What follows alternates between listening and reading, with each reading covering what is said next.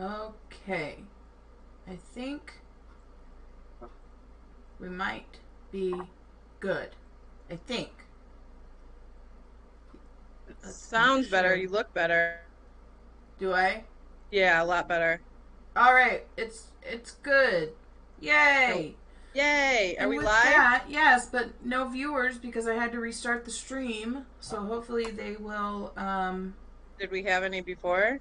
I don't know. We might not So, have. oh well. They can watch That's all right. later. I'm Leslie. I'm an alcoholic. I'm Rachel and I'm an alcoholic.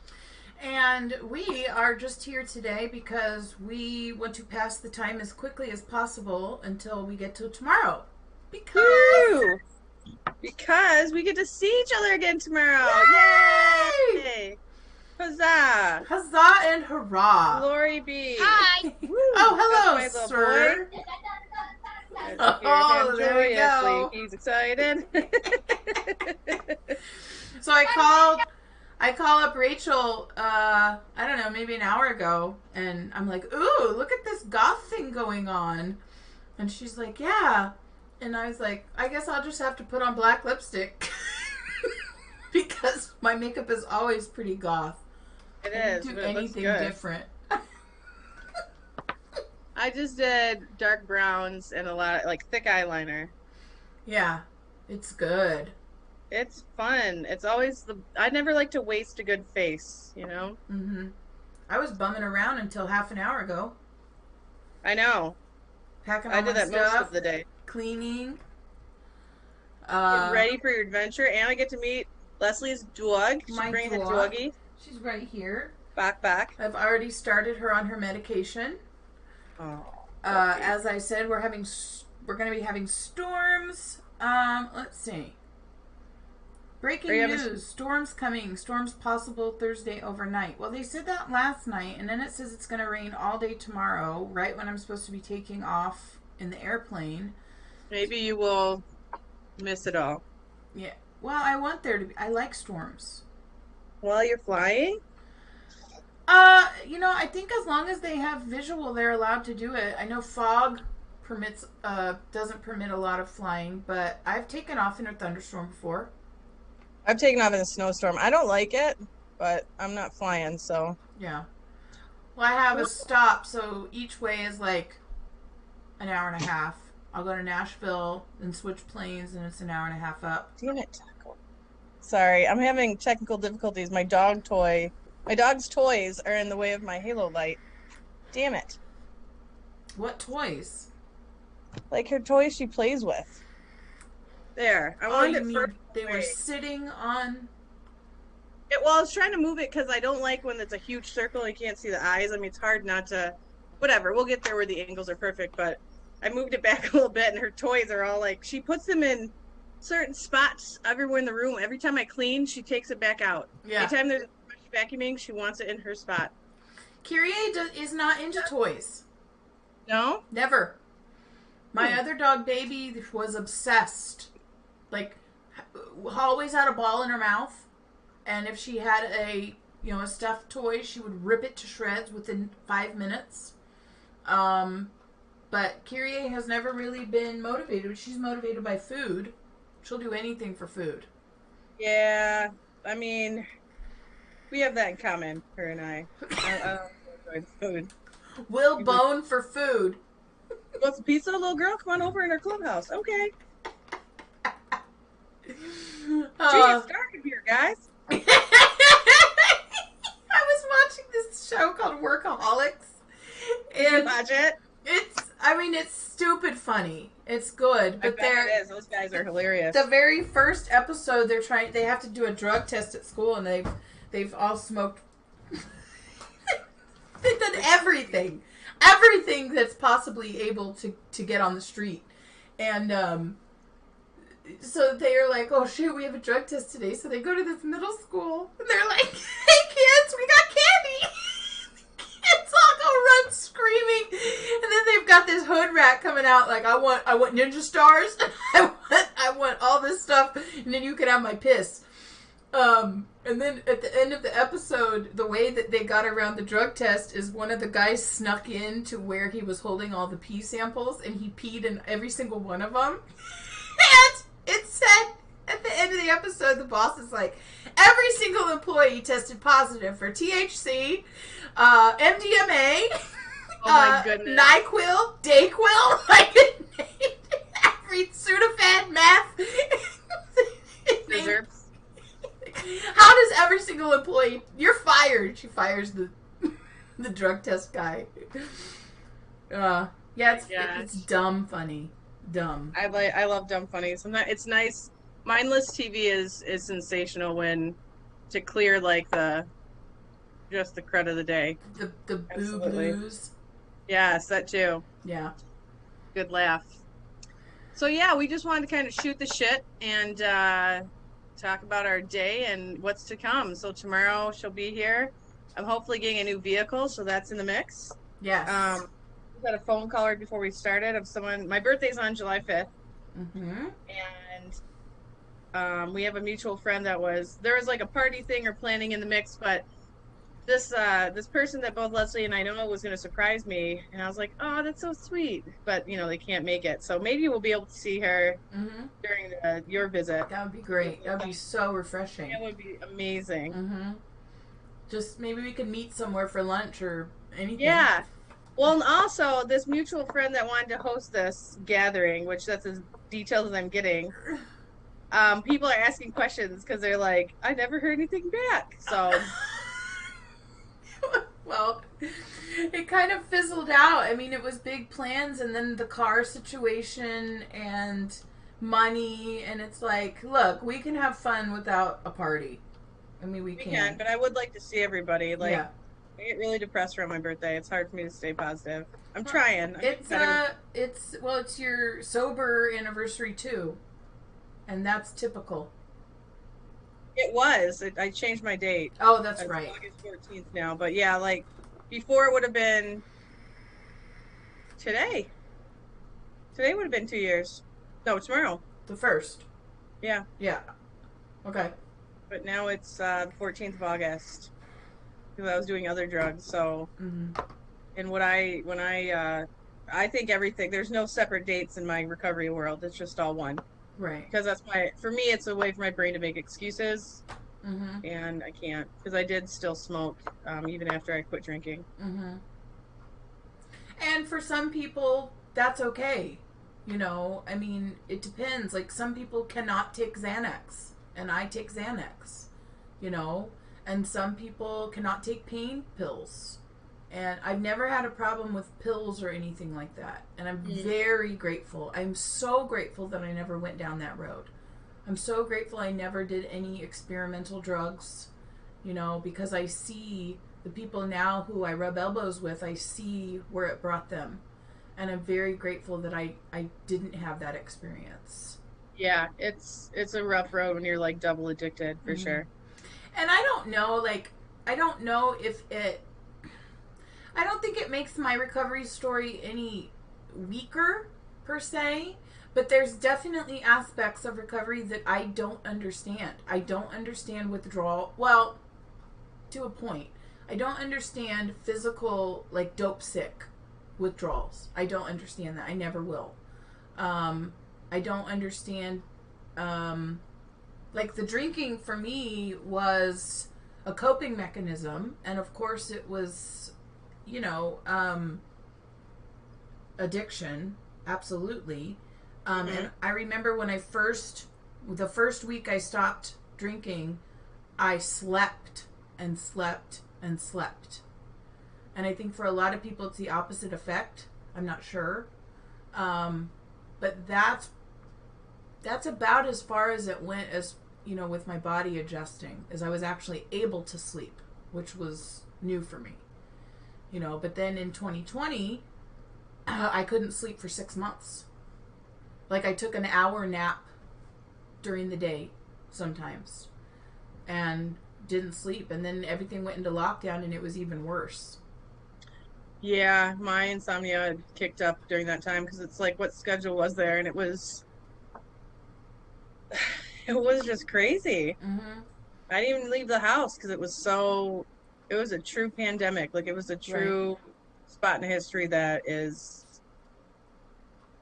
I'm not saying it's worse than the Great Depression because that lasted so long, but this was, I think, comparable to that in it affected the entire world, which is, I don't know if that's ever happened before, where literally every single country, continent, all at once. I'm not Maybe sure. plague, bubonic plague. I thought that was mostly Europe, and then That's what I it thought. came over on ships a little bit. Right. Hello, Mother! She said, I hope this Hi. isn't a drive-by fruiting, ladies. I love that line. Yes, Mrs. Doubtfire. Yeah, Uh, mom must have caught on to the fact that we did our live stream, 3 times. Something happened, my computer crashed. Um, I yeah, wish it was a drive-by fruiting. That would be a fun episode. Just throw drive-by random. fruiting. Oh, look at that kiwi. I don't know who did it. Oh, I love kiwi. Do you know I Mm. eat kiwi like an apple? You I do? don't peel it. Really? Even the fuzz? No, you're supposed to eat them like that. And thank you, Mother. We do look beautiful with our Thank black you. lipstick. Um, yeah, if you look at it, like kiwi skin is some of the most nutrient rich Really? food that you can eat. Yes. There's this dude on TikTok that like will just sit there and eat, and I always see him with like all these fruits, and he'll go live, and the fruit he has is really cool. It's like the dragon fruit where it's like white with the black seeds. Mm-hmm. Really interesting. I'm like, I want to try it. Oh, dragon fruit. I think that's what it Oh, is. Yeah. dragon fruit is amazing. Yeah, he said Amazing. it's like an acquired taste, but I would love No, to you try it. do you like fruit? Yeah, I do. Yeah, I love fruit. Have you ever had a kumquat?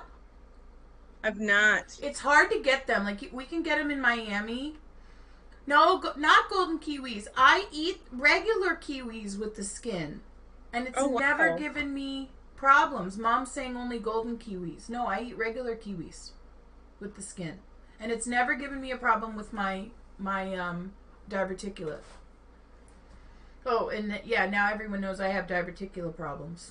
I mean, a lot of people do. It sucks because seeds will get caught. You gotta be careful with seedy things, and fruit has a lot of seeds. Oh, there's this fucking guy again. Which Get one? off our channel. Who is it? Report. That guy saying cheap Tinder just for sex. Stop it. How do I get I've blocked this person 800 times. Remove. Put user in timeout. Time out. You're in time out. You're in it's okay to laugh jail, you fuck. How do I hide user on this channel? There we go. Naked HD XYZ bro. That's his username. Well, good luck with that journey. Yeah, right? God bless. I hope you find Jesus. I don't understand. You know, I went to, when I was in 2020, so I had been in the program about a year. I remember it was during COVID. We had, I don't know if you knew this person on the site. His name was Todd, and I can speak out loud of him because he was a blessing to me when I first came into the program, and he was really struggling with his alcoholism and his homosexuality, and was very open about it. And he died in 2020, and all we knew was that he died, and we found out that he had drank himself to death, literally. I mean, it was one of those instances where he had a good program going, and then something happened and he drank himself to death. He was struggling with acceptance of himself. I'm not sure. I can't go into that much detail. He was older. I mean, he was openly gay, but there were some health issues there, you know, that I believe he got cancer and was dealing with that, and then got another medical diagnosis. Anyway, so because it was June 2020, maybe May. Mm-hmm. They had a big, fat, huge Zoom memorial service, you know, And a lot of our guys from the program who had worked with him over the years spoke, and spoke in his honor. There were these guys that came in and trolled this memorial service and were sharing their screen. Like, the Zoom wasn't set up appropriately for security, and it was open. It probably was on the site at that point, but I don't know if I was as into the fellowship. Right. I don't know if I was, so I didn't know that and gentleman. they were sharing pornographic videos, like, right in the middle of people speaking. I don't understand that mentality. I don't understand it. It was horrible. Do you think it's a bot? Like a bot? No, it was people. It was like a group of people that got together and said, hey, we're going to go in and do this. And they knew he was gay, and so they played on that, and it was horrible. Phil was there with me. It was horrible. And just so disrespectful. I don't get that. No. What is that in someone's psyche that thinks that's okay? And even if this is a bot on our channel, someone set it up. Someone set it up to go do it. I don't get it. I don't either. It's not the time or place. Like, it's very obvious that it's about recovery. And, there's so many kids, like young kids, that use YouTube now. I mean, YouTube is so widely used for everything, as teacher. And it's a staple in my classroom. Exactly. And I mean, it's a great tool. It is. So I don't think says it is cruelty. This is why I hate pranking. It is cruel, and someone always becomes the butt of the prank. Yeah, and it's not. I mean, it's a funeral or a memorial. That is so deeply disrespectful. It was awful. And that's why if you stick around or listen long enough around here, you'll see. Like, even though we have a good time, it has. I mean, we talk about serious issues, and we'll delve into them deeper as we go, but. It's a hard road, so just on the recovery aspect alone, it's not funny. Mm-hmm. You don't like pranks, right? I don't mind them. I used to do them all the time, and like when I was younger. But we were okay. So Halloween's like one of my favorite holidays, and I remember I put a Saw mask. I finally had acquired one, and it was when Saw was a big deal. Mm-hmm.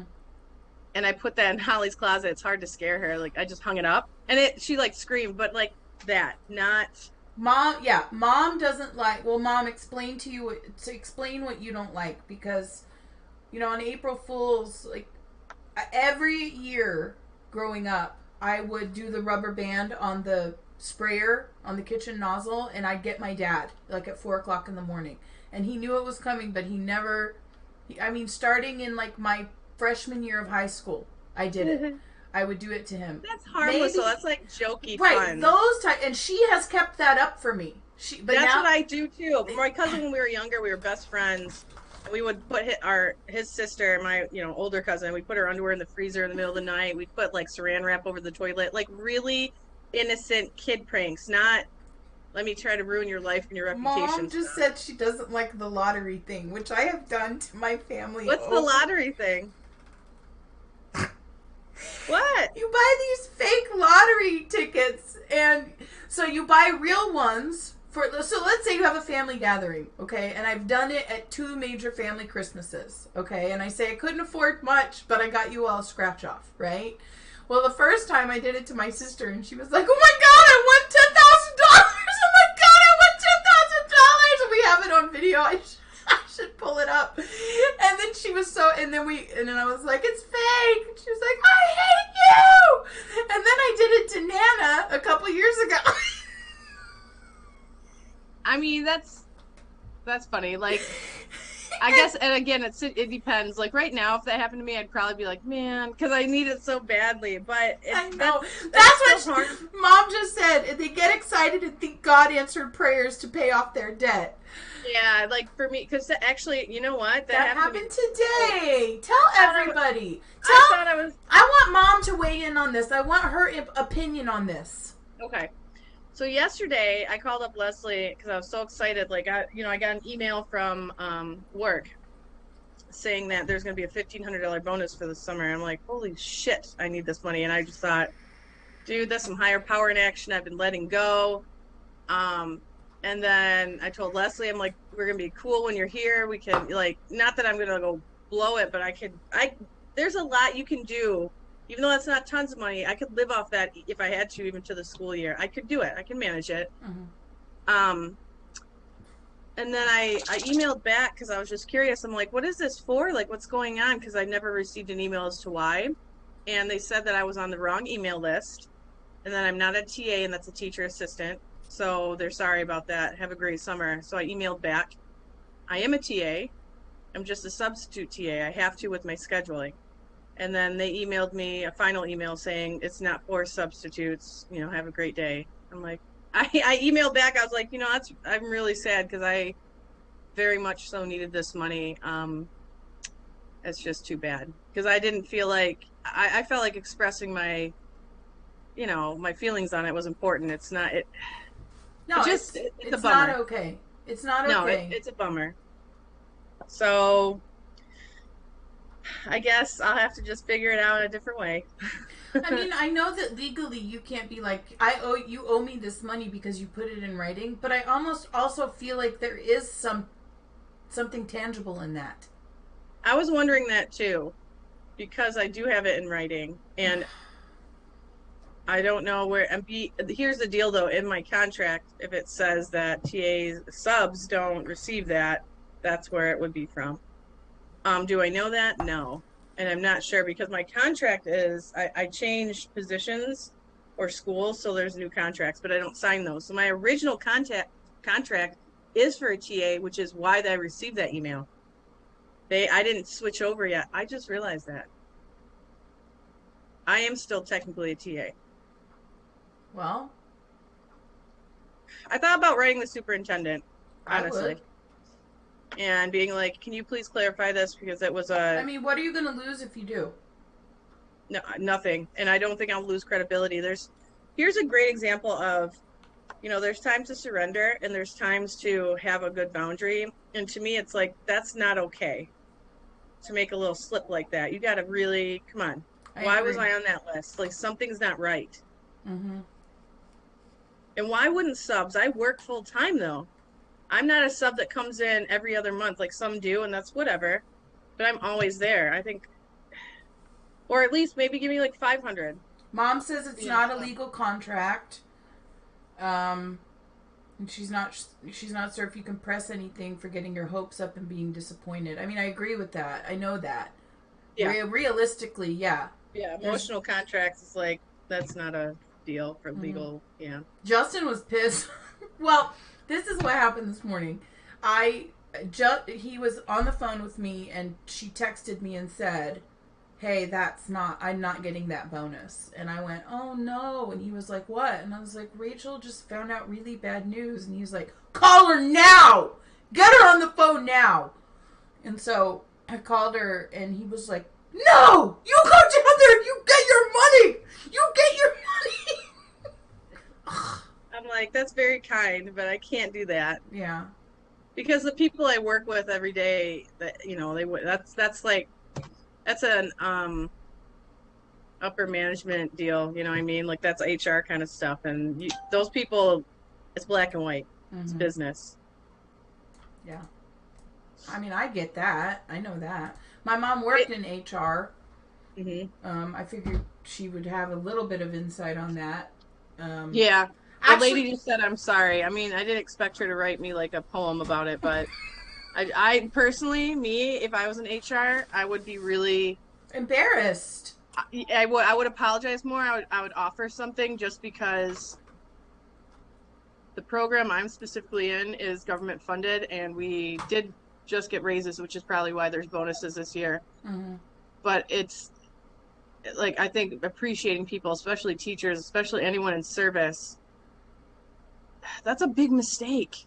Yeah. 1,500 is like 10,000 to me. No, are you kidding me? If it was 100, I'd be like, oh my God.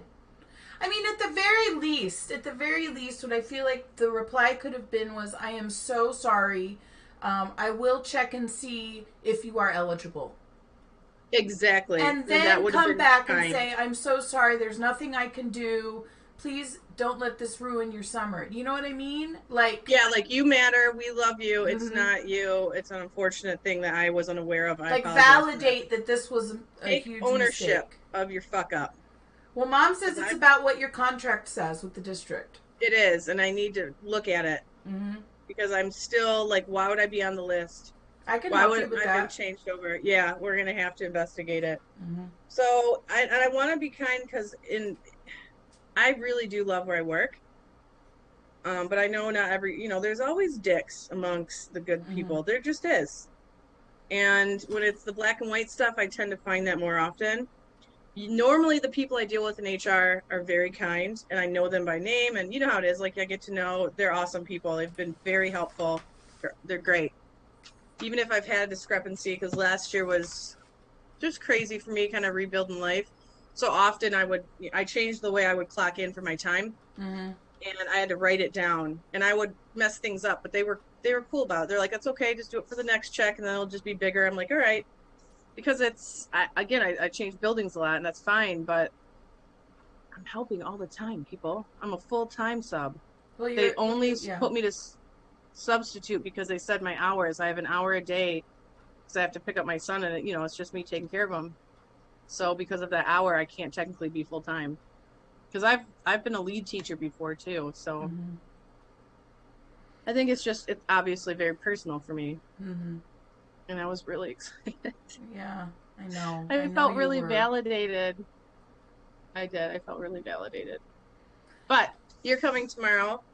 The boy is healthy. He's getting there. He's going to be on medicine soon for ADHD. I'll be open with that. It's something that I'm scared for, but we've decided that ASD is he's being very guided in that, and there's still a lot of other behaviors. He saw a child psychiatrist.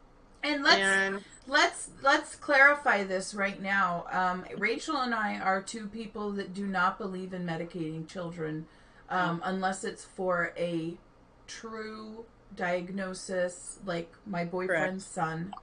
You know, and Matthew. Yeah, we talked about that too. How Justice said he sounds and looks a lot like Eli, that's good, because it's good as a parent. Mm-hmm. One, for me, in my experience, I want to relate to other parents who really go through this. Mm-hmm. I need a system, and getting into systems is not easy. It doesn't mean you shouldn't. There is a lot out there to help, but it takes forever. It's taking a long time with Social Security. It took a long time with what we call DHS here, where you get like FAPS and all that, like for food, for any kind of assistance. It's not just call this number and they'll help you. Not true. You have to qualify. You have to have a ton of paperwork. And it took me 3 or 4 years to find a psychiatrist for Matthew, and then 6 months to get in. And I prayed, and I had my social worker there, and I was just like, I'm going to trust these people. And I asked very detailed questions because I am ADHD as well. And I've been on a lot of more of the, in our generation, because technically I'm like the grandma of the millennials in 83. No, I am at 81. There you go. I had a huge fight with Phil about that. It's like you're not millennial. I thought millennials caught 81. Oh, well, there you go. And so in our generation, it was very like Ritalin, Adderall, that's it. But stimulants don't work for everyone. And this is not like promoting drugs. This is explaining like. Yeah, again, we don't believe in medicating. We don't agree with medicating children because children are children. And a lot of times. Exactly it. You have to have patience with children. You have to let them make mistakes. And Leslie's a huge supporter of how I parent, which is amazing because she has seen it.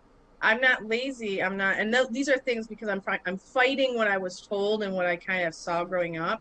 Not necessarily for my parents, but just, being in school and around other parents. I believe in kids being kids and figuring out who they are and having a safe environment for them to learn themselves. My mom has always said she's so glad she didn't have little boys. Little boys are hard. They are hard. And when you're in a classroom of kindergartners, and this is what I do with my kindergarten kids, the first week, I see them once a week. So the first 2 weeks, so twice I see them. And they sit and they stay and they learn the protocol. They learn because that's exactly if it. I can make a brand new kindergarten 4-year-old baby sit and listen, I can do anything with them the rest of the year. That's exactly it. You set the precedence. You have the first teacher I worked with taught me that. she was a little too harsh, but she also had really great things, and I did learn a lot from her. It is very hard at the beginning of the year to Yes. not tell them how much they are loved, but it is so, it's like, and I know people don't like this, but it is You gotta build them up very to, or break it's them down to build them up in a it's way. You very do. There's much like militant. getting Yeah. a dog. You No, it's true, but it's not. Well, there's nothing wrong with animals. Like, it's just you redefining the misconceptions. Like, people are like, oh, creating my dog is cruel. No, that is the best thing. My dogs, for the first year of their life, were in the crate, outside, playtime, eat time. Crate, outside, playtime, eat time. That's why my dogs are so well behaved, because you spend a year of hard work in a dog. The rest of the 12 years you have them, you will not have a problem with them. And it's the same thing with children. and then there's always the exceptions, like with Matthew, where he needs extra, so you have to be attentive to that. Even Taco is like that. I feel bad I wasn't able to train her, but going through a divorce and some life changes, I did my best Mm. because she's a dog that needs that. And that's my point, is like, when you see something living, especially kids, and you're transforming them and you're help molding them, they need their space to be free. And it is very difficult, because what's the real boundary? You have to know. That's why, in a way, that uniform mentality, it's not bad. It just has its Oh, well, of place. course. You have to, like, so let's say my mom just said it's like joining the military. You must be broken down to conform and obey. Then you will be allowed to bloom to your fullest extent as long as you follow the rules. So, in my classroom, if I have 30 kindergartners, there's going to be two that want to spin around in their seat. I can handle the two. But the rest of the 28 are like, no, Miss Kanata doesn't allow that. And so you do learn how to address those exceptions to the rule. And if you don't, you're not a good teacher. You're not a good human being as far as I'm concerned. Because little boys are going to spin in their seat. And they are, because they're rowdy. I mean, they're 5 years old. They don't need medication at that point. It's at about 8 years old that I think it's appropriate to go, look, Yeah, maybe for we should development. look into some Yeah. options. I mean, you're hitting puberty. Puberty Yeah. is starting earlier and earlier in this day and age, and I believe it's because of the hormones pumped into food. You I do cannot too. you cannot argue with me on that. I sat across from my uncle in Idaho, and I said, look, you can't argue with me, because my aunt brought up about GMO foods. And I said, it's affecting our future. And he was like, oh, everything's genetically modified. I'm like, no, it hasn't been. Yes, fast food has been around forever, but it is nothing like it was now. It was nothing like it is now. And it's affecting our children. Well, they put those additives that make you addicted to it. Like, Yes. everything has an addictive quality to it. That would be a good podcast too. That's why I mean, you've seen me cook at your place. I cook fresh. I cook from scratch. I rarely use anything prepackaged. Even the few like spices I have, like Tony Chachere's, my parents are like, why are you eating this shit? But I have very little in prepackaged foods, because I try not to. Yeah, I try not to. But it's hard it is very hard with an autistic boy who It is. who Very doesn't picky. want. Yes, it's hard. ASD and ADHD come with its own challenges. I understand the ADHD part more, so I'm glad that I can be his advocate, because I have a lot of questions about pills, and I can understand medications, and I can keep up with the jargon that the doctors throw at me, which is always good when there's just always a spark in the conversation when they're like, you understand that? I'm like, yes, I do, because I listen. And I'm not saying it's a special skill, because I think anyone can adapt to that. Well, when you do your research, Yeah, I'm not going to be like, all right, because I don't do that for myself. doctors will listen to you. Yeah. And I'd say, hey, I'm an addict, so, let's just go from there. But that doesn't mean I can't take, like, for me personally, I take gabapentin Neurontin for my FMD, and I've had people be like, that's so addictive, don't take it. Maybe it is for you, but for my brain and my body, I had a neurologist I went to. It doesn't work like that. Could I abuse it? Yeah, but people also abuse Tylenol. It's balance, man. Like, I mean, Leslie knows. I tell her, like, I was tapering down just for financial reasons, and that was on my plan. medically to try to get off or at least lessen, and I'm doing great with it. Mm-hmm. And I don't think I've looked high or been, I am not into that life. But that's what we're doing right now with Matthew. And if you're struggling with that, just do your research, work at finding a team that's solid. Be patient. I hope you have a higher power that you can give things over to, because the journey is long. But those moments of clarity, like when the lady looked at me after she diagnosed Matthew for ASD and said, "You have done such a good job." I did not expect that. You're a great mom. I really tried. Stop! Look, when I was there at Christmas, Rachel let me, not mother him, but, it was more than, an auntie role.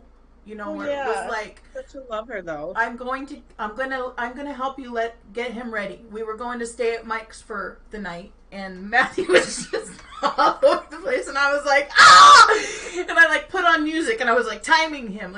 People don't understand. It's not a regular kid. It's not a kid that will just go brush their teeth and pack their overnight bag. And yelling and beating doesn't work. No, it with some it does, but when you have that autistic factor in there, it's completely different, because a lot of times they don't understand that boundary that they pushed. They don't. And so you have to get them excited about what they're doing right then. And to do that all the time is very hard work. It's hard. And when your last resort is medication, then you've done something right. I almost give it 10 good years. So yeah, and my point being is that lady saying that to me, because this is a professional who her job is to evaluate, her job is to help. It's not, and bless the school, they've done a great job, but the schooling diagnosis is different than medical. If you're unsure, my suggestion, start with school. They can get you going. Mom's crying. That tapers out, I love you. Once that tapers out, go medically and fight. You fight, and they will not. I've had people, they're like, "No, that's not going to happen." And I've done I'm going to sit here, and then when you're ready, and then if you ignore me, I'm coming back, and I'm going to sit here. Mm-hmm. Okay, we'll get you right in. Bless you. That's it. We were talking to Justin this morning. Because his son is one of the truly ADHD children that I've met. Yeah, I can see that in him. In my 17...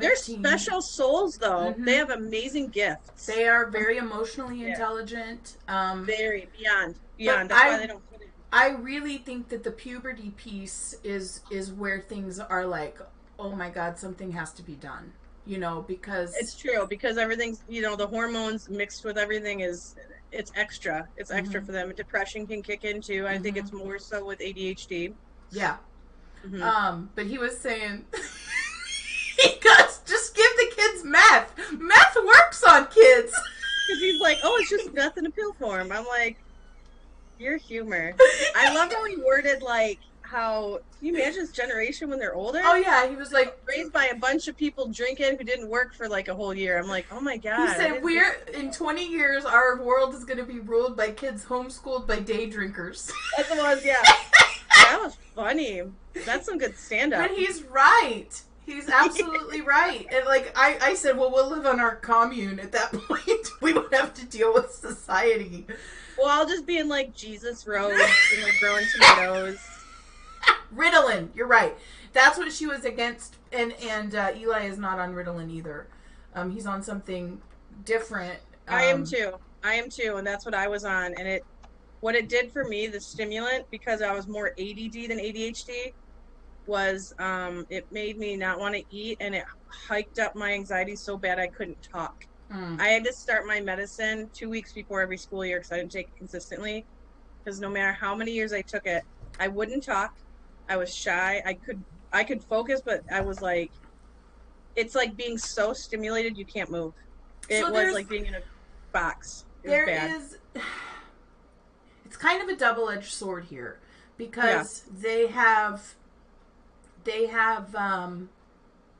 really advanced technology in these types of medications, right? Yes, there's so many now. But There's the so many reason that there are so many is because so many people are medicating their kids for no reason.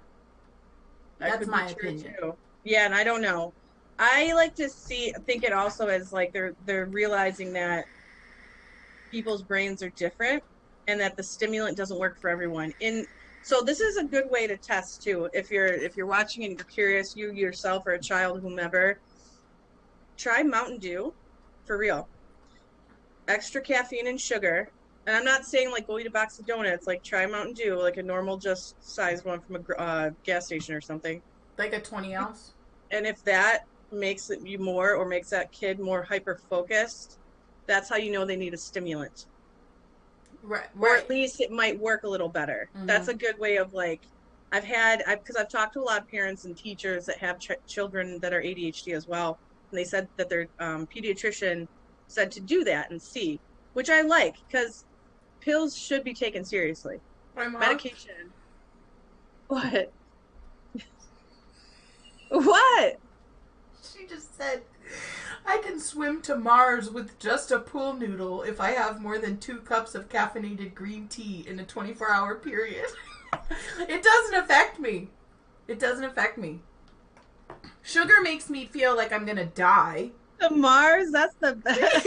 Sugar makes me feel like I'm going to die, but caffeine, like it gives me, I guess it curbs a headache in the morning, but it doesn't make me act any different. You know? I think because for me, I'm dependent on it at this point. That's why. And I have that brain where it's different, where the caffeine it doesn't affect me like other people. Mm-hmm. But in a pill form, it's too much. Right. It's too much. Concentrated. And I mean, because I used to be painfully shy where I didn't talk and I would hide from people. And I don't want that to happen to Matthew. But he is having problems socially, and I think this will help. It breaks my heart when the kids just go right inside when they see us. I didn't know, and you shared with us this morning that he didn't speak for a long time. So he was 5? Yeah, I didn't know that. Now he talks so much. I understood him. Yeah. I called him my little minion because he sounded like a minion. Of course you would, but it's interesting. I have a friend who I became close with her 4-year-old son. He actually came and spent the night one night. Just came and spent the night. No verbal, nothing. No verbal. But he's so intelligent and smart. Did he sign? I think he got into a little bit of signing, and then they got him into a special school where he was doing artwork, and I went over there. This is about, I don't know, 6 months ago. I went over there and saw some of his artwork, and I was like, oh my God, this is the best thing you could have done for him. They got the diagnosis. You know, he's obviously AU. Obviously. We know that. But if you don't get the diagnosis, you don't get the help. You know, and I don't think people realize. A lot of parents are afraid to label their children, and I think I understand that to a point. I was too. But listen to people, because that's their job. That's what they're trained professionally. We're not trained professionally as parents. We have an instinct, like an instinctual bond, which that's to protect. But just like in recovery, if you don't grow that fellowship, that community of people that you can trust, it takes a village for a reason. This is part of our village for Matthew and I. Mm-hmm. And I mean, I'm blessed that I have a child. Like, there's no human that is good on earth that could meet him and not love him instantly. It's just not going to happen. It's true. He's a special soul. And the lady that told me I did a great job said he's going to be like Elon Musk. That's how intelligent he is. That's how I think too. You know? And he is. And I want him to, and I think that's why he has problems socially, because kids are kids. You know, they do dumb stuff, and Matthew doesn't do that. But they don't want to play with him anymore. And it just breaks my heart. So I want him to thrive. So part of the autistic piece with Matthew that I see is that if he's around kids that are causing problems, he feels like he will be in trouble. Because he knows innately that it's bad, and he knows that mom will kill him if he does it. But he doesn't know how to appropriately respond to the kids by just walking away. Yes, no, he doesn't. And that's the missing piece.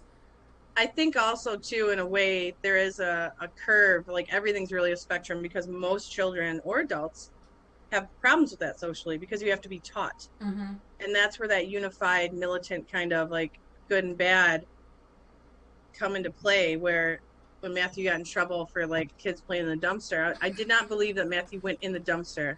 I don't care what the office lady says. Do I think he was being like, oh, my friends are doing this and I'll just be over there? Yeah, I do. Was it stupid? Yeah. Is it gross? Of course it is. Is it a childlike thing? Yeah. They're poking a dead body. I'd be like, all right, now we're definitely going to therapy. But it's so ever since that time, none of the kids have talked to him. Well, their loss. That's what I say. I'm not a nice parent. I'm like, well, fuck them. Look at them. They just stare at me. I'm like, you're not petting my dog now. Don't you sass my boy. Trash. Mom says her son reminds me of something I read that described how the neural signals are crossed. Then the brain attempts to rewire everything, and you just have to pray the rewiring works. She said, I'm not sure I agree with that simplistic view, but I get it. Well, yeah. I mean... Well, there's nothing simplistic about the brain, but if for all of us who aren't neuroscience scientists or doctors, like that's, yeah. He's not neurotypical. But again, I argue, who the fuck is? Yeah, well, I'm not. When my ex-husband had brain surgeries, I said to the doctor, I said, why isn't this working? And they said, we know a lot about the brain, but really not a lot.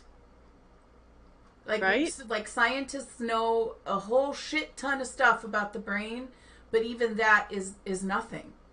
Well, and if we think of it more of like a sociology piece of just communities of people, why do serial killers think the way they do? Thank God brain scans can show a lot where things light up. But how do you get in there and know? You don't. No. And it takes time, and it's just going to take more study. It's very interesting, but it's very complex. You know, I saw something, and this is pretty controversial. I don't remember if it was Prime or Netflix, but it was a special on pedophiles and how they said, you know, pedophiles have that something in their brain that's different. And the difference in certain pedophiles is if they can talk about it and they can say, I have this problem like an addiction, then it can be controlled. They don't have to act on it. They can recognize that they have a problem. This was years ago, so I'd be interested to see what kind of research has come out since then. But they said there's something in the brain, because no dude likes to just go out and do that just because they think that they do, because their brain makes them think that way. But if there can be early intervention, then it's possible to work through that. I wonder how you even figured that out, because in my understanding, I thought it was, honest to God, genetic, like addiction of all addictions. Because even though that is, I am not a proponent of it. Not many people are. That's you're right. It is a very hot topic. No, but no, I'm not. Look. I know believe you're you not. should kill pedophiles. Pedophiles should be strung up and beaten to death in prison, as far as I'm concerned. However, on the flip end, it's sad when that kind of addiction occurs, because it's like, how do you do that? You just wasted your whole life. Like, there's not much forgiveness from society. But also when that's a lot of times when it's done to them, they carry it on. And I'm curious as to why, like, what connects there that does that. Because I was molested. I don't go molesting people. Right. So I don't know. There's some, well, like, if you read, which I did in high school, I read biographical books about serial killers because I was so fascinated. And I thought at one point, I think about sophomore year in college, in high school, I was thinking, I think I would be a really good judge. You know, I think I'd be a really good, like, lawyer / judge type. And then I wasn't passionate about it, you know, and so I was passionate about music, obviously. Yeah. But I was interested in this kind of criminal mind, you know, and how these serial killers, do you know that most of them share commonly that their mothers dress them up as girls? No, I didn't know that. Or like locked them in a closet or embarrassed them publicly in some way like that. I mean, men obviously have more testosterone, and that rage has to come out some way, because in child rearing, everyone needs, I'm sorry, but depending on your gender, you need a certain type of rearing. That's just Mm-hmm. how it is. And Yeah. yeah, that is controversial too, because I know people Like, one is a serial killer created because of the actions of a parent? I mean, yeah. I can't say it's not I don't, because well, nature versus nurture. They're look both valid. look at these addicts who were, raped as children and Mhm. had no way of coping. I mean, it fucks people up. Yes, it does. It And definitely spiraled my addiction. Absolutely. and that's another thing, and I've shared this before. It is not lost on me that I haven't experienced those types of traumas, and I'm so grateful. I am very grateful. It is not I'm not blind to the fact that I should be super grateful about that. You know, that I never experienced something like that. And part of it, I didn't have helicopter parents. They were very real with me, with us. My sister and I are a year and a half apart, so everything happened at the same time. We started our periods at the same time. We started music at the same time, all that. And so they raised us like, look, people are really shitty, and you can't trust a lot of people. But they didn't raise us like to look over our shoulder at every second and be scared of things. But they were very real with us. Like, you can't trust your best friend's dad when you go over in a sleepover. And that's Yeah, a sad reality. It is. My mom would tell me that too. That's why I was not allowed to do that for a long, long time until they knew the parents. My parents were very invested in knowing other people's parents. And my parents, well, our house was the one where everyone could come, even through college. We could go hang out. It was a safe place. There wasn't drugs. There wasn't sex. None of that was happening. And I think the kids knew that.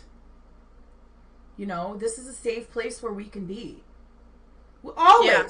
I mean, at one point, like in high school, it wasn't even like a question that people could come over. At one point, mom and dad would come home and be like, oh, hey, everybody. Because they came to the understanding of, man, it's kind of annoying to have a bunch of kids in our house. However, we'd rather them be here safe than anywhere else. My parents did that too. My parents were definitely like that. Yeah. And we were in the country, not so much, but then it was, when we moved to the country, it was less of us. I still had a big group of friends, like, because I was so involved in music myself. So when we would have summer get-togethers, like the 4 years of all of us in band and marching band, there'd be like 60 of us, and we would it was very innocent. It was fun. We'd camp out, it was a good time. Mm-hmm. And it is rare. And when I was younger in the city, we were that house, like everybody was there all the time. I like that way. And I think that's why it's hard for me sometimes, or I get lonely, because I was used to loud, crazy all the time. Mm-hmm. It was always full. Mm-hmm. Always. But it's nice to have that, because kids do need a safe place. And I think that's why, like, a lot of kids have even been over here, because I'm just like, why are you always out? Like, no one's with you ever. Mm-hmm. And I've had parents look at me funny, like, why'd you let my kid in your house? I'm like, I haven't seen you. He's been over here for like 3 hours. Mm-hmm. Where were you? Yeah. You're welcome that I'm safe. And I don't mean to impose on anyone's parenting, but it was like 90 whatever degrees out. This was like 2 summers ago, or last summer. And I'm like, dude. Yeah. What am I supposed to do? I get it. So it's just, I mean, I get both sides, but on the other hand, you're asking now after 3 hours where your kid was? I'm not going to let him just like hang out. It's hot as fuck. So he came in and had popsicle and something to eat and drink. I'm like, that's okay. But it's harder in nowadays times to do that. Yeah. Than it was before. Oh, absolutely. Where everyone just like, I'm like the ostracized lady because I'm boastful and different. I remember in 5th grade, I had my first like major sleepover, like where like 10 girls came over. Yeah. And my parents were so annoyed. I mean, so in 5th grade, what am I, 10? My parents are 28 and 29 and going, man, we just want to have a Friday night without children, but they went with it again because they're like, look, we decided to have these kids and we'll have our time later. Yeah, and it's not just to 18. I know people are like, when they're 18, it's gone. Not really, because then you have the adult issues. And my parents never threw us away. They were like, you're on your own, meaning like you have to be responsible for your decisions. Mm-hmm. But we're not just gonna. I always came back if I needed to, and I was always allowed back. Well, even with like, you know, I kept from my parents for a good month solid after Justin and I decided like we're gonna do this. I didn't tell my parents, and my mom was like, "When have we ever given you reason to not confide in us?" And I regret that. Definitely was a learning point for me, and I was 38 years old. Right, but that also shows that like you're still someone's child. Yes. And you're in recovery. Mm-hmm. You had gone through your own divorce. So it's like, I know from experience, like I don't tell my mom immediately either. Like I want to see what's going to happen. Yeah. And go from there until it's maybe more serious. We're afraid to be told. Maybe you should. That too. Take a step back. I want validation. Mm-hmm. Yeah. We're afraid to be told that. And I think that's when we know our parents' voices are in our heads like, is this a good decision? Yeah. Would I approve of this? Mm-hmm. And, you know, I feel like we're both very fortunate that even though, no, I didn't have the perfect everything, no one does, but that our parents wanted to be there. Like my dad on his deathbed, when my mom said, what would you have done differently or what did you want to do? And he said, I wish we had more kids. Aww. He was the best. I don't think my parents would say that. Well, we like pretty much adopted people around, you know, that's why they came over. But that's okay. It's not for everybody, man. Mm-hmm.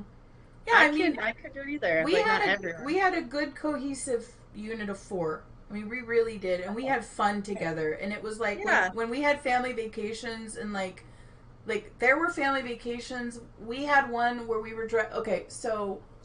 One time in my whole life, you know, my dad's family's in the Bay Area where I just was. Mm-hmm. One time in my whole life, we did a road trip out there. Woo. And the car, like, burned up. And, like, thank God we had, like, this insulated sleeping bag in the back. Otherwise, the car would have caught on fire when we were... And from then on, Mom and Dad were like, we're never taking a road trip again. We're never doing this.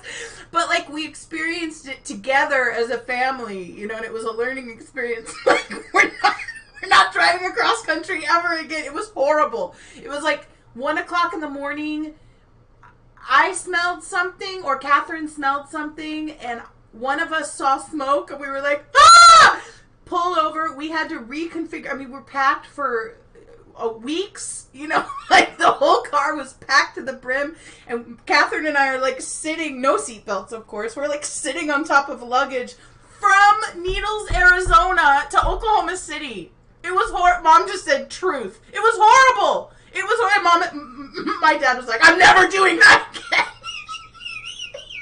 We would always take trips to Canada. That was like our thing because there's so many of us, so we could never afford like Disney, but honestly, the camping was cooler because it was a very bonding experience being in nature. When we camped in Idaho, I loved it. I loved camping in Idaho. When we camped in Oklahoma City, I went once and I said, you guys can go next summer and I'll stay home with the dogs. I like where it's really like, it feels like camping, like you're in the woods. And Michigan's great for that too. Well, the weather. I can't do humidity in a tent. I cannot do it. I want to kill myself. Canada was pretty hot. We would go to Ontario. No, it wasn't. Listen to me. It wasn't. It wasn't hot. Canada? No. Oh, no, it was. It just wasn't miserable beyond belief. Right. That's normal person summer heat. So Oklahoma was disgusting? It's horrible, because at least here you get sort of an ocean breeze. It's humid and it's horrifying, but... There's some reprieve sometimes. In Oklahoma City, it's just nothing for miles and miles and hours and just rancid heat. That sounds like Nevada. Oh, we hated Oklahoma City. Every time we would get in the tornado closet, my dad would go, I hate it here. I hate it here. But it gave us lots of opportunity. I mean, all of us would not be where we were without living in that city. Because we moved from Idaho, my dad's company sold. It was a German company, and they were like, "Look, you have a job if you move to Germany." Dad was like, Germany's cool. Mom says stop interrupting you. Sorry. Mom, I'm used to it. It's okay. I let Leslie be Leslie, just like I let Matthew be Matthew. Thank you. Thank you for If letting you me talk to my flourish. my other best friend Holly, she'd be like, Rachel is like the mom of moms. Like I'm like, even when I was like, we'd have a hard night of partying when I was younger. I'd be like, who wants pancakes? And I'd get up. I just mom, I just my thing. But I agree with you. Like, I think it's cool to have experiences together, and those form like good bonds that you can take with you as you get older and have that solid foundation of like right and wrong and fun and healthy boundaries and healthy outlets. And my parents showed us that. Even most of us in my family have struggled or do struggle with addiction. They did their best. And that's yeah, Kevin baking it back. That's what I'm trying to do with Matthew. I mean, I hope he doesn't go through the struggles I've gone through, but there's only so much I can control. Mm-hmm. At least you've shown him how to go through it gracefully. Yeah, like right now we're having troubles with bedtime, and I woke up and he's crying. He's like, I just can't sleep, and I'm not mad at him. Mm-hmm. Am I cranky? Yeah, because I'm exhausted.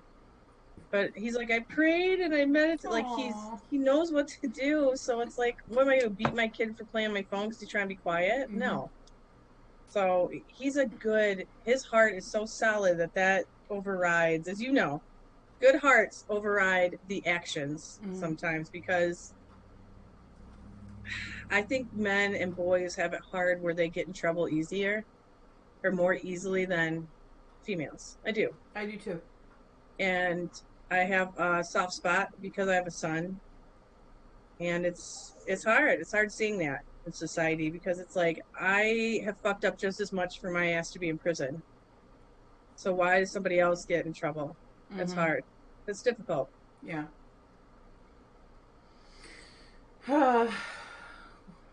My dad and I used to stay up watching TV until all hours, and I was like 4. Yeah, my grandpa suffered with insomnia too. My mom has, and I do. Yeah, it sucks, man. My sister can fall asleep. Like, she could be recording this podcast and be like... Really? Yes, she can fall asleep anywhere. It's crazy. Since she was tiny. Is that like narcolepsy? No, just like she'll get comfortable. We have a picture of her with her face in the couch cushions and her knees up kind of like on the ottoman a little bit, and she's just asleep. I mean, just passed out. And my mom and dad were like, how the hell does she do that? She was like 4. She can fall asleep anywhere. That's awesome. I have one of Matthew in a chair. He's eating peanut butter and jelly, and he goes, and he's just sitting there at the dining room table. That was funny. When he was younger, because he'd go until he just couldn't go. Mom says, I remember bouncing off the walls. I was probably a candidate for meds. I don't know. Mom, I know, has adult ADD. Like. Well, it makes sense if you're, because you said you have that too, right? I have never gotten diagnosed, but I've thought that maybe I should. I think that's why, even with like the interrupting, it doesn't bother me, because my older brother's like that. He's severely ADHD, and that's part of it, because you think so fast. You're thinking so you can't help that. I get that way too if I'm really stimulated. Mm-hmm. I just learned to listen better, because it's hard when it's just like, oh yeah, I can contribute to this. We're looking for excuse me, validation in the form of not serotonin, but dopamine. That's what ADHD and people with ADD need. So one of the natural ways to get that is like, I completed a task. Ding, dopamine. Let's do another one. Mm-hmm. I know the answer to this. Ding, dopamine. I will say that I did it a couple times in California, and Justin was very patient with me. Like, good. He sees that I'm catching myself and trying, like, just like, and... No, you're doing this for a while. Yeah, I have to do this to remind myself, if what you are saying is truly important, you can wait and do it later. And I'm still working on it, and I know it's a problem. I know it is. You're in a position of leading all the time. You're in a position where people are looking up to you to do things. There's nothing wrong with who you are. You have so many amazing qualities. So it's like, I like to give people grace. Like, listen, dude, is that the worst thing? Well, right. But I'm annoying. Have you seen me chew gum? It's the worst. Very disrespectful. Interrupting is very disrespectful. It is, but I guess I'm just understanding, because I know the way the brain works in that way and how that could present. But I also think because, being in the field of teaching, you learn that. You learn to look at behavior and how behavior can be modified or transitioned into like normalcy or a classroom. And those are some cues. So I think it makes me a kinder, more like understanding, compassionate individual to others. Where I'm not just like, fuck you, man. I'm not perfect. You understand that someone like me who's interrupting isn't trying to overtalk you or trying to one-up you. It's just like, I get excited. Yeah. I get excited.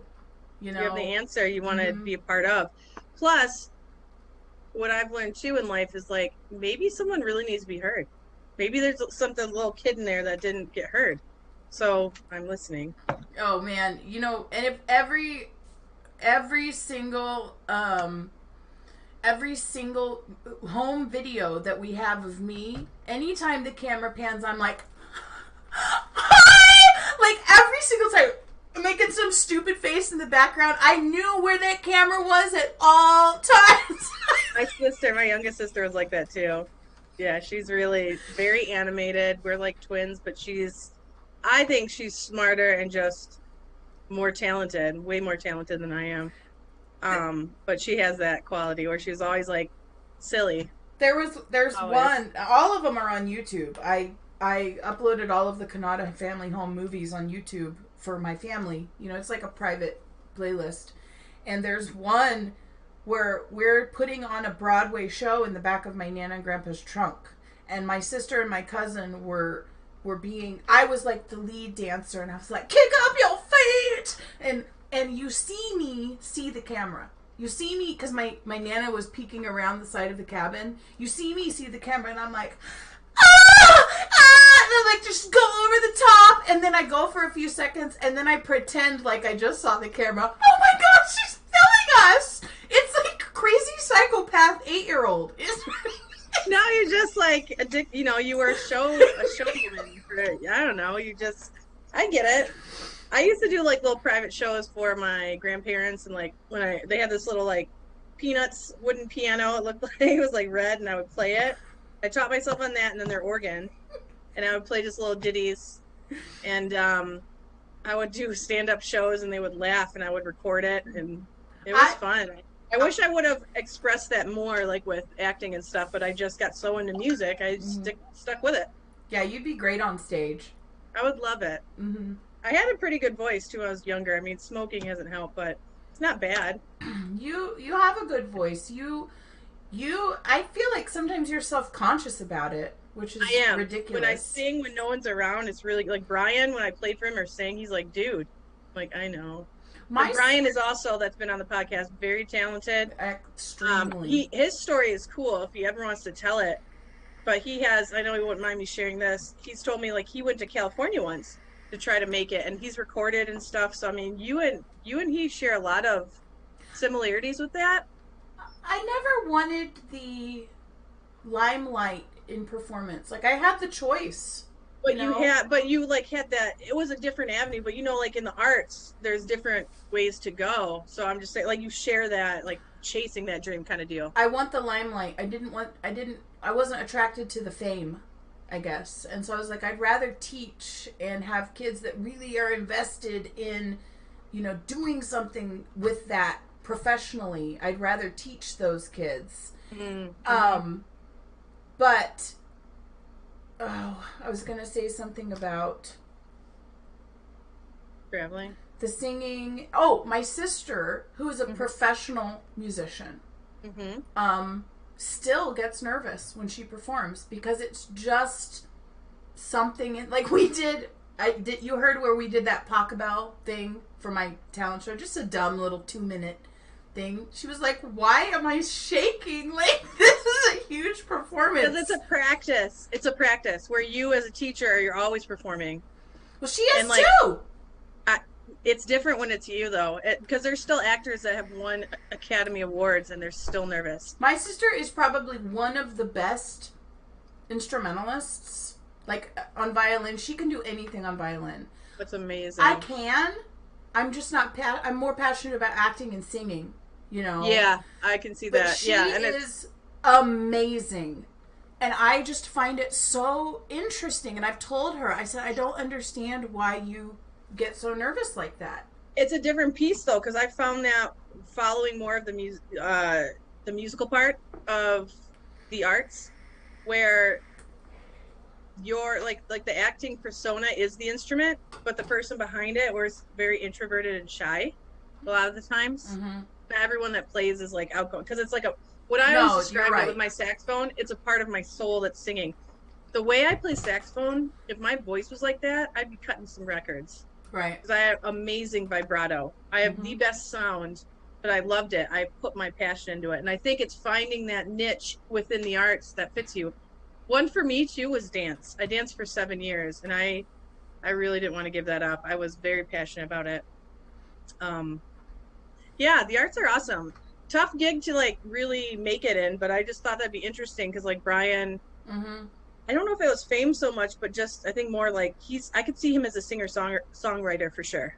Absolutely. Mom says, I have performed in front of thousands and had no stage fright, but let me do anything in front of my family, I feel like I'm going to have a stroke, and I can testify to that. Is it because you think you're like, is it like they know you? We're all is it one of those musicians. things? Everyone in my family is That's so has cool. I've always wanted to professionally be in a performed. band trap family or Von Trapp family. I'm like, I need to get into playing again. I should play when you're here. Yes. You can hear. My my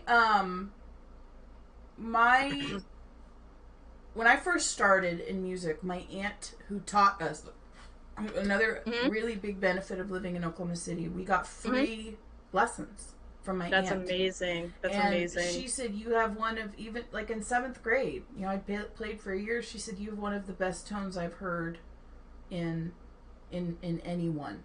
And I ran with it, you know. Yes. I never practiced, which is horrible.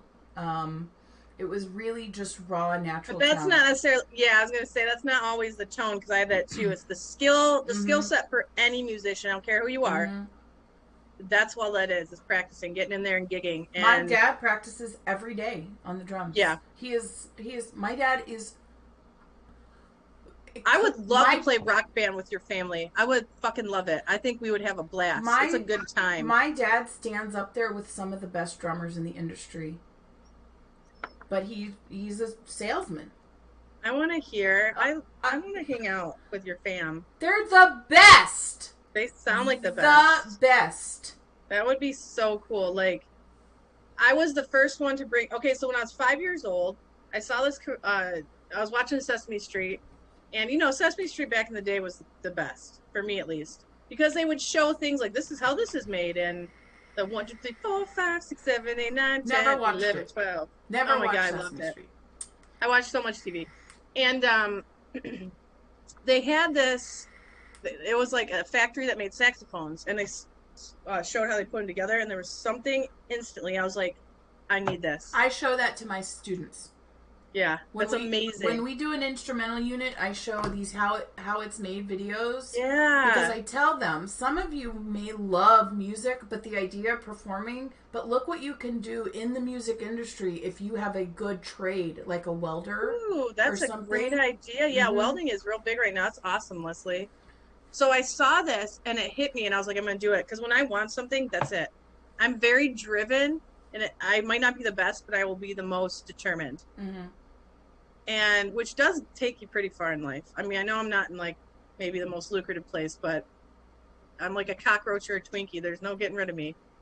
And by the time I was 10, I finally was like, I need one.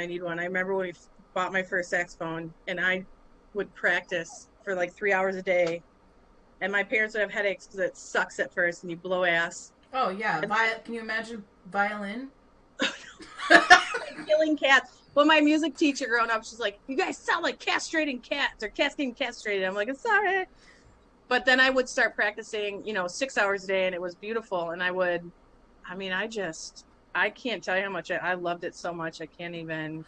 I shouldn't say that I never practiced. In middle school, I was real into it. In 6th grade, I started by myself as, I was the only beginner student in 6th grade. Everyone else had started in 4th grade. That's how they did it in Oklahoma City. Yeah, we started in 6th. And so I joined up in 7th grade with the rest of the kids, and I was better than them. What I would do in my room is I got bored with the viola stuff. So I taught myself how to play the violin. I taught myself how to read the music.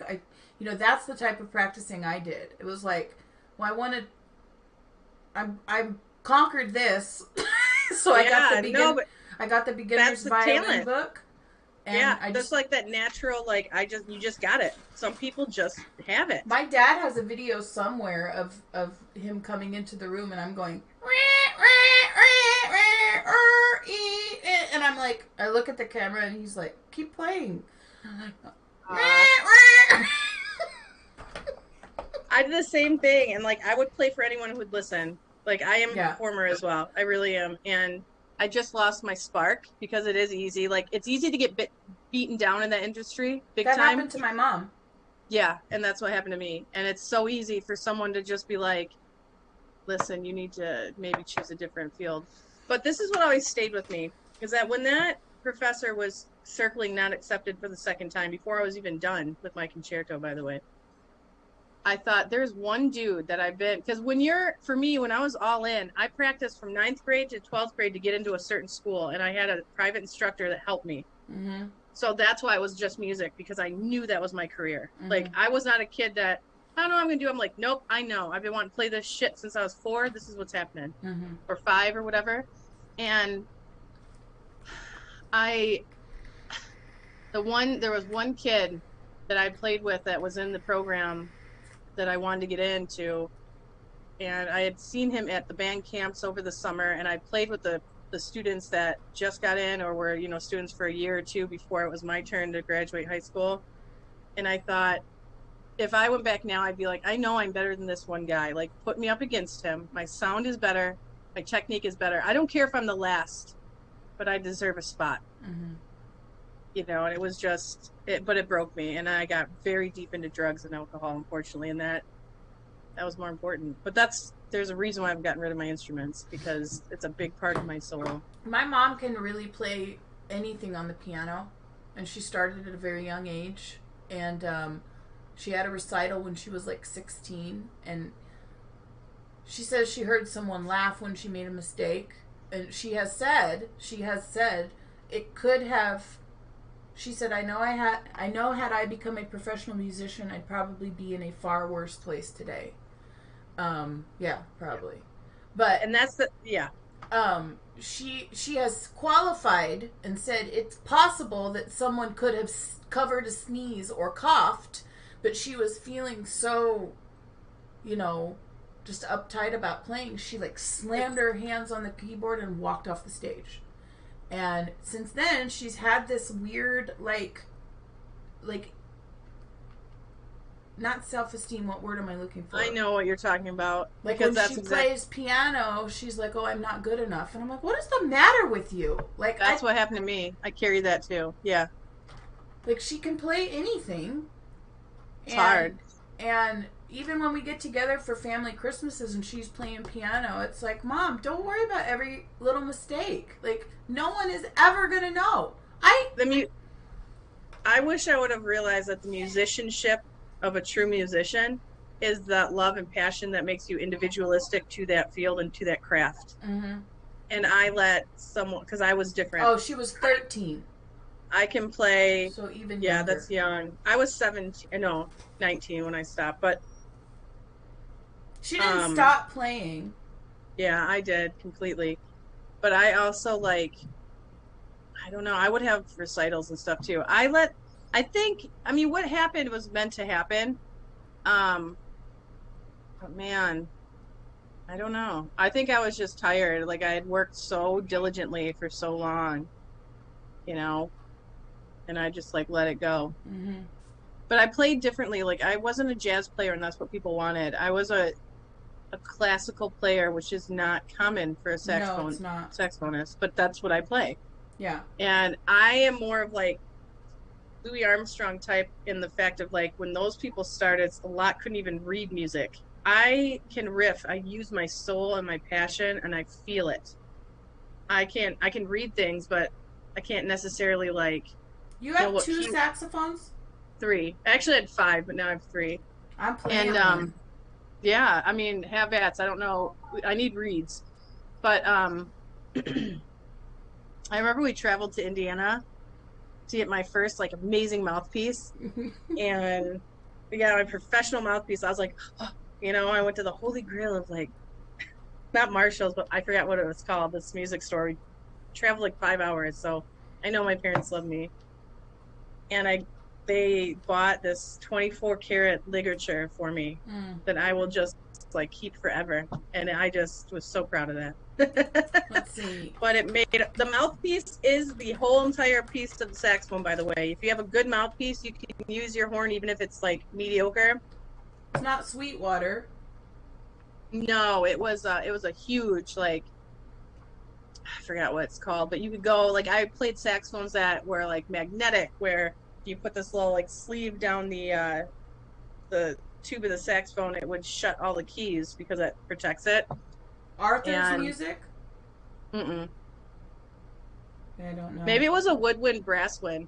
Oh, Woodwind No, Brasswind's a big company. I think it might have been a woodwind brasswind. Mm-hmm. It was amazing. And I saw someone I went to like band camp with there that I think it was one of the dudes that I was the one that I was better than. Mom says, I now know at my much advanced age, what, at 58, that I made the decision at that young age to no longer be strutted out as a trained monkey and show my learned tricks to a jaded audience. Yeah, I agree. I tell my students, this is a good song to have in your back pocket because you're gonna have the Christmases, you're gonna have the family get-togethers where they're gonna want to hear your stuff, and this one is one that you like and you can do well.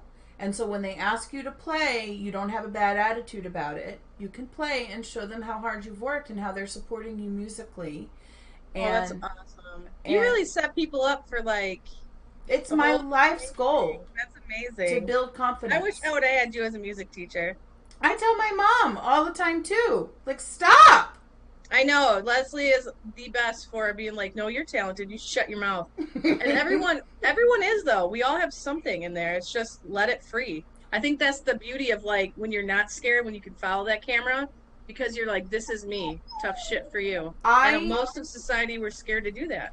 That's why I teach elementary music. That I makes don't sense. care if they pick up an instrument or go on stage. I don't care about that. The most important thing is I want those kids to get up on a stage and not feel like they're going to throw up. Because that's real life experience. Yeah. They're going to have to give a book report. They're going to have to get up and give a presentation. Yep. And there are people that cannot do that. And none of my students will be those students. I've had kids who are it's called selective mutism. I've had a couple kids like that. And even though they don't get up there and sing vocally, they mouth the words and they stand up there confidently. And I tell them that that's the most amazing thing, That's right. It's their ability. That's what they can contribute. And it is true because speech class is going to be a real deal. Public speaking of any kind. Even when people are like, that'll never be me. Well, I never thought I needed... I still don't need algebra, but even like, let's say basic math, but you do. Look, I argue like, I use algebra in the supermarket. I'm like, how? For what? I know. I just look at the little thing that says this much per ounce. It's already written out there. I don't need algebra. I'm not going to sit here and like, I suck at fractions even to this day. I'm just like, cup, half cup. That's what I know. Everything else I'm going to gauge. I don't care. Mom says she is amazing. She is way underpaid too. All teachers are way underpaid. Right? Yeah, so give me my $1,500. We watched a movie. Justin and I watched a movie called Hustle with Adam Sandler. I like that. Oh, I didn't finish it. It was slow, but it really turned out to be good. And it's not raunchy. Not like Uncut Gems. Didn't like that anyway, one. they said, and they had all these major NBA players, like in the movie. I mean, it was so NBA driven, and I'm not interested in that shit, but it was a good movie. And they said starting contract for any dumb player is $400,000 a year. I think most people agree that athletes get paid beyond because it's part of fame. I mean, look at actors and actresses. It is that. It's just different. It's a different form of it. I mean, It's I also understand. like the trained monkey deal. I mean, I'm not. I think that's insane. Look, if you get paid more than the president I'm of not the US, into communism, but if we could even it out just a little bit. Yeah, I'm not. Yeah, I'm not into either extremes. I'm not an extremist. I'm a balanced, immediate. I'm a moderate. I like moderate everything because it makes sense, and then people have the opportunity, to because I don't know. That's rough. People are like, oh, you should go on The Voice. You could win. I'm like, yeah, I know I could win. But then I'm owned by Fox Corporation for 10 years. Yeah, I'm not going to be a sellout. Monkey. I'm not going to be a sellout. You are a trained monkey. And even in school, something I noticed, the people that did make it in that I still spoke with after I didn't for the 2 years I tried, said that they were going to quit. A lot of them did because it was just about making that school look good or that professor. Because the amount they had to play, they were expected to practice at least three hours a day. You had to have a 3.8 in the music program and a 3.8 in the rest of your studies, and be in the concerto or like the ensembles and compete statewise and get 1s and 2s, which is not easy at that level. That's insane, and you're not getting paid for it, and you're a student. And then these people they teach. So one of my friends was like, I just love this, and now I don't love it. And I'm like, that's sad. Yeah. It really is. Which is probably why teachers end up teaching, or like in music, or they just do on the side. I have a huge problem with people who didn't make it as performers teaching. It's one of my most... Meaning like what? What do you mean? Like they're like, well, I didn't make it as a performer, so I'll just fall back on teaching. That is most music teachers that you meet. Really? Yeah. I wanted to teach. They didn't want to invest in the music education and that's why I'm so staunch about how I teach in my classroom because, and yeah, I've sat around and been lazy. Of course I have. I've had days, weeks where I wasn't invested. I mean, look at my last semester. The kids were on computers because I couldn't do anything physically, Yeah. But at least I had prepared them for something like that when something happens, they are able to still learn in some way. I hated it. I hated every minute of January, February. I hated it. Well, I mean, you're still human, so life happens. But you've set the precedent where that's not, everyone goes through shit. Doesn't matter. You can't just be on all the time. And yeah, I get your point though, because like to me, I wanted to be famous. That would have been great because I wanted to give my gift to the world and like be a part of that kind of, I don't know, just music. Why not? Who wouldn't want to be on like a freaking movie or something for like, right. I played with this. That's just cool. To me, it's not like I'm amazing. It's like, that's fucking awesome. Because being around other musicians, you get to nerd out with them. Like we're our own little breed of people. Yes. That's for sure. Yeah, definitely. Like our fun at band camp, even though after American Pie came out, everyone's like, oh, you go to band camp? I'm like, you know what we do? We filled up glasses of water and made triads, and we would drink it until it made the perfect triad. That's what we did in all the keys. I remember we were at lunch one day. We had done a competition, and we were sitting there at lunch afterwards, and they were like, well, I'm playing this concerto, and I'm playing this concerto. And I said, can we talk about our favorite foods? Do we always have to talk about concertos? I'm like, can someone teach me how to play Flight of the Bumblebee? Oh my God, it's amazing. You guys want to go jam real quick? Like, it's just, that's really what it's like. But it's amazing because you're just hanging out with people that love what you love. It is. It really is. I don't want to give that freely, just like in the program of recovery. Or, I mean, I get we all need a job, but to not want to, like, teach someone that doesn't make sense to me either. I don't get that. It's not a fallback. That's an amazing thing to do. Because you're carrying on your legacy and your little craft. No, it shouldn't be a fallback. No, that's what I mean. Like, why would it be considered that? And there's a lot of people like that in education who couldn't cut it in the business world, who couldn't... You know what? Yeah, I don't get that. Don't teach, though, because it doesn't mean you're good at it. No. I have a PhD in education. Well, you fucking suck. Ooh. You suck as a teacher. How about PhD in people? Like, why don't you get to know some people? Like, I thought that in the medical field too for a hot minute. I was just like, you're a nurse, but you hate everyone. Mm-hmm. Would you That's ever a go very back to being a CNA? never. Mm. I did. Watching people die on the reg is rough. It's a tough spot. Is it a beautiful process in a way? Yes, because I was able to take care of someone at the end of their life with dignity. That's Mm-hmm. a gift. That's a special thing I could do. Mm-hmm. I was able to get really big hugs from families that appreciated me so much, but I carry that with me as I go because I'm such an empath. Mm-hmm. And then where people start getting jaded, like, oh, it's just another dead body. I can't. That's not for me. Mm-hmm. That's not for me. Mom says, we knew a man with a terrible stammer. It was heartbreaking, but when he sang, so amazing, like Mel Tills.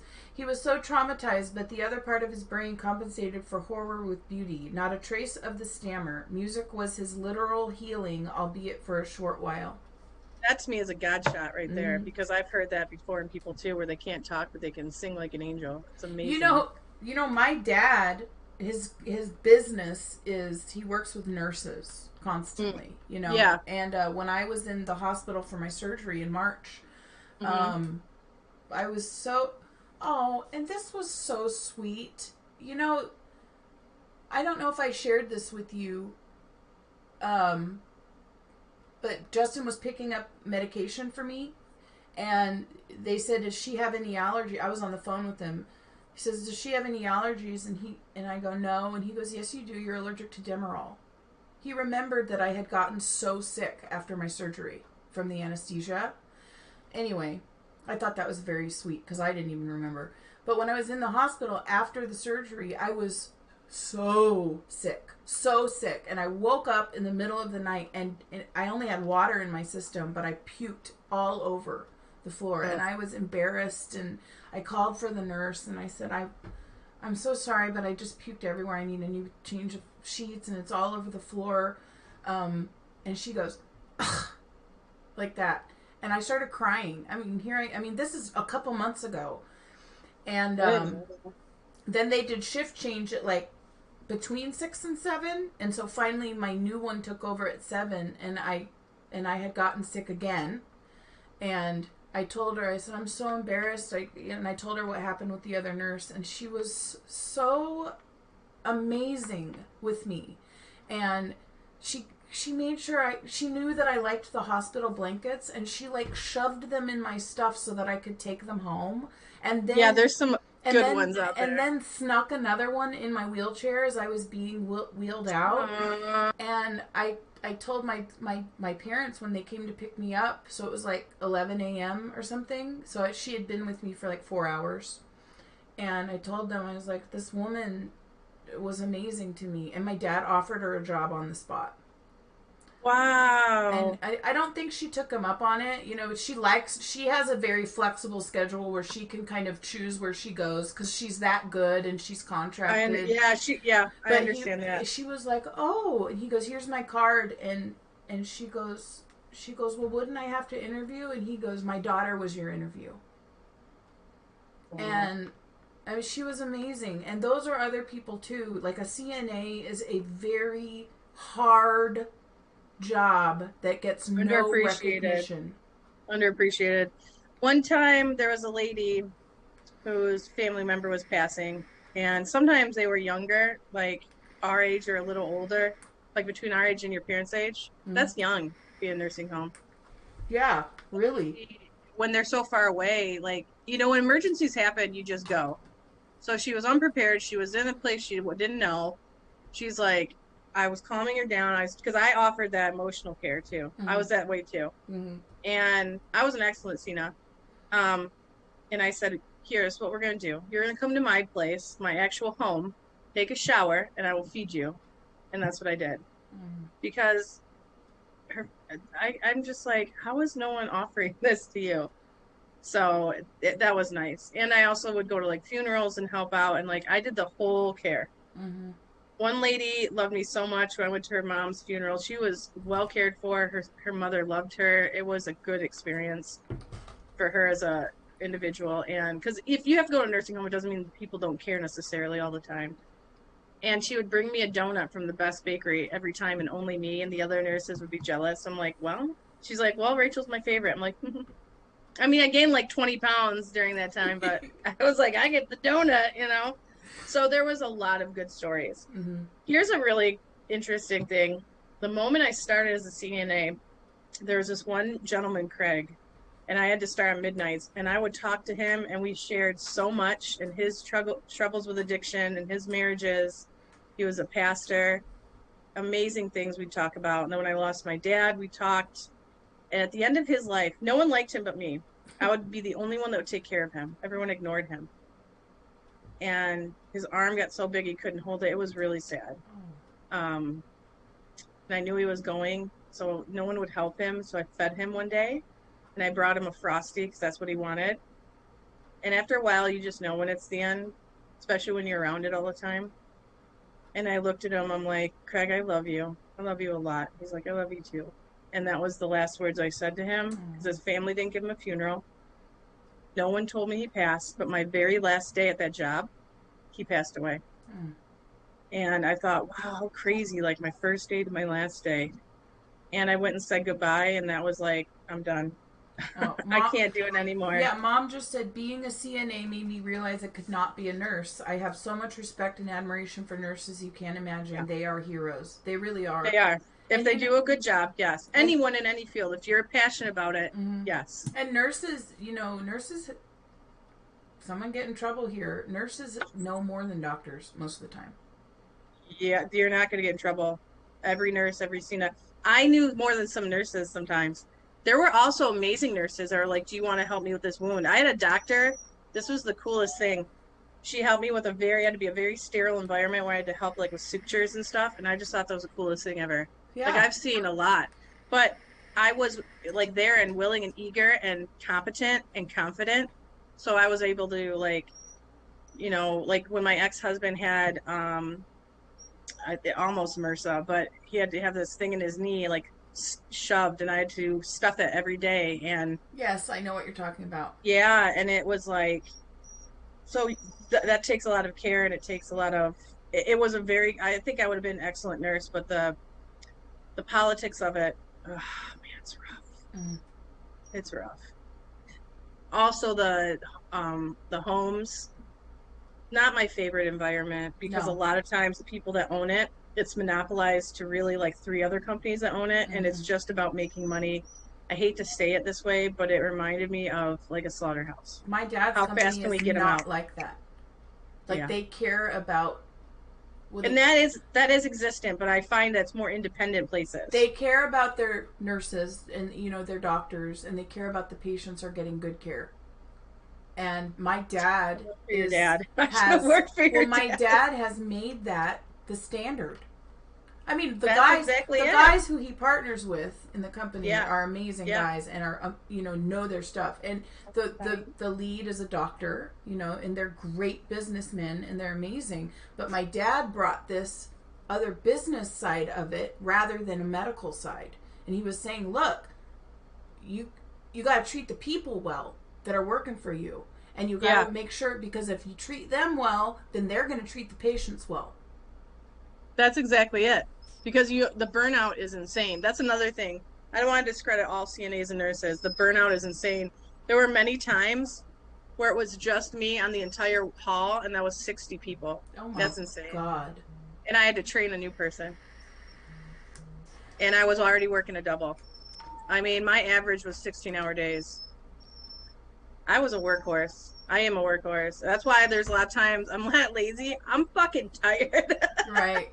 I've lived the life. Factory work to all of it, I'm done. I have to let this dog out if you can hear. Right, Mom just said someone's brakes are squeaking. That's my dog. Yeah, well, we've been on now for an hour and a half, so. It's been longer, but it was good. This is a good one. Yay, I get to see you tomorrow. I'm glad I know what time I'll be up. Yeah, right? Just waking up when I get there. I'll be up at 4 a.m. And I'll be like, yeah. Mike will too. He's an early riser. Yeah, right? Yeah. Good morning. You guys and your moanings.